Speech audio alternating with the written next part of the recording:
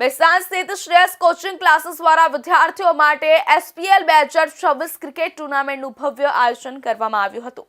સમગ્ર ક્રિકેટ ટુર્નામેન્ટનું આયોજન યુવા વિકાસ ટ્રસ્ટ દીપલી ગામના સ્પોર્ટ્સ ગ્રાઉન્ડ પર કરવામાં આવ્યું હતું। 8 જાન્યુઆરી 2026ના રોજ શ્રેયસ કોચિંગ ક્લાસીસ દ્વારા વિદ્યાર્થીઓ માટે ક્રિકેટ ટુર્નામેન્ટનું આયોજન યુવા વિકાસ ટ્રસ્ટ દીપલી ગામના સ્પોર્ટ્સ ગ્રાઉન્ડ પર કરવામાં આવ્યું હતું। જેમાં કુલ 6 ટીમ બનાવી તેઓની વચ્ચે મેચ રમાડવામાં આવી હતી। યોજાયેલી ટુર્નામેન્ટમાં અત્યંત રસાકસી બાદ ફાઇનલ મેચ શ્રેયસ કેલિશ 11 અને શ્રેયસ નીલ 11 વચ્ચે યોજાઈ હતી, જેમાં શ્રેયસ કેલિશ 11નો વિજય થયો હતો।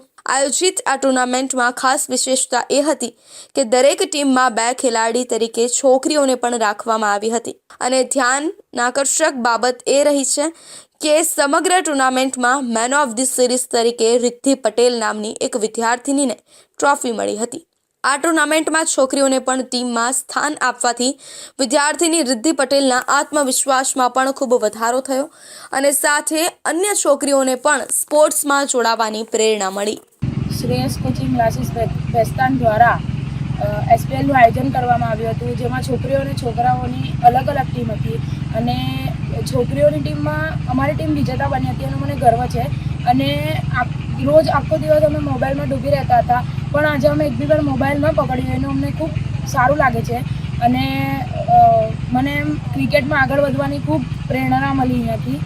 શ્રેયસ કોચિંગ ક્લાસીસ ભેસ્તાન દ્વારા આજે SPL Shreyas premier league cricket ટુર્નામેન્ટનું આયોજન વિદ્યાર્થીઓ માટે કરવામાં આવ્યું હતું।